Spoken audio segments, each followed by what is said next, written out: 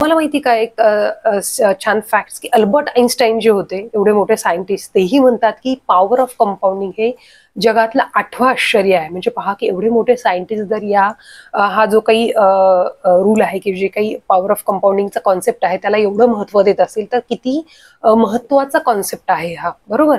तर मी एक उदाहरणासही तुम्हाला समजून देण्याचा प्रयत्न करते. 6 वर्ष म्हणजे त्याच्या वयाच्या म्हणजे सिद्धेच्या वयाच्या 55 वर्ष आणि त्याच्या ओव्हरऑल ड्युरेशन मध्ये 30 वर्षापर्यंत म्हणजे गुंतवणुकीच्या 30व्या वर्षी ती रक्कम जवळपास 1.5 कोटी पर्यंत गेली.